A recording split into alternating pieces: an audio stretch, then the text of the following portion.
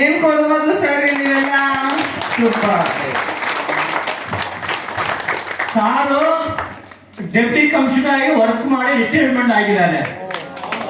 ಒಳ್ಳೆ ಜಾಬ್ ಮಾಡಿ ರಿಟೈರ್ಮೆಂಟ್ ಆಗಿರೋರು ನಮ್ಮ ಮೋದಿಕಲ್ ಪ್ರಾಡಕ್ಟ್ ನ ಯೂಸ್ ಮಾಡಿ ತುಂಬಾ ಇಷ್ಟಪಟ್ಟು ಲಾಸ್ಟ್ ಮಂತ್ ಫಸ್ಟ್ ಟ್ರೈನಿಂಗ್ ಬಂದಿದ್ರು. ಲಾಸ್ಟ್ ಮಂತ್ ಹೇಳ್ಬಿಟ್ಟು ಹೋದ್ರು, ನೆಕ್ಸ್ಟ್ ಮಂತ್ ನಾನು 60 ಮಾಡೇ ಮಾಡ್ತೀನಿ, 200 ರೂಪಾಯಿ ನಾನು ಕ್ಯಾಶ್ ಅಮೌಂಟ್ ತಗೋತೀನಿ ಅಂತ. ನೋಡಿ, ಆ ಏಜ್ ಅಲ್ಲಿ ಅಷ್ಟು ಒಳ್ಳೆ ಪೊಸಿಷನ್ ಇತ್ತು, ಒಳ್ಳೆ ಬ್ಯಾಕ್ ಗ್ರೌಂಡ್ ಇದೆ.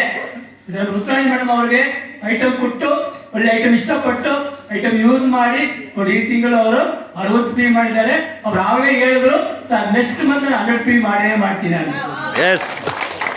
ಈ ಏಜ್ ಅಲ್ಲಿ ನಮ್ಮ ಐಟಮ್ ಇಷ್ಟಪಟ್ಟಿದಾರಲ್ವಾ ಸರ್, ಇದು ಸರ್ ಆಯ್ತು. ಇವತ್ತು ಲಕ್ಕಿ ಡ್ರಾ ಬಂದಿದೆ. ಲಕ್ಕಿ ಡ್ರಾ 300 ರೂಪಾಯಿ ಅವರಿಗೆ ಒಂದು ಕ್ಯಾಶ್ ಅವಾರ್ಡ್ ಬಂದಿದೆ.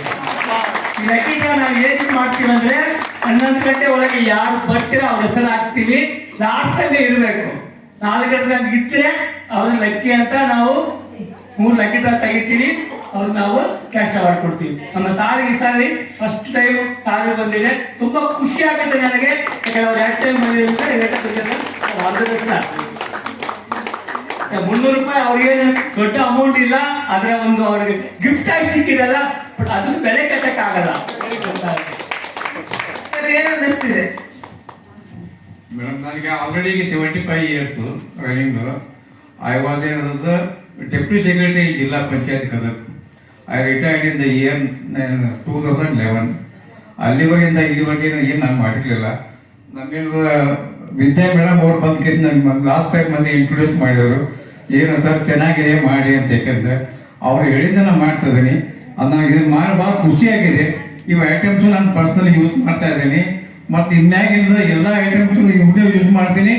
ನನ್ನ ಫ್ರೆಂಡ್ಸ್ಗೆ, ನನ್ನ ಕಲೀಗ್ಸ್ಗೆ, ನನ್ನ ಫ್ಯಾಮಿಲಿಗೆ ಎಲ್ಲರಿಗೆ ಇದ್ರ ಯೂಸ್ ಮಾಡಿ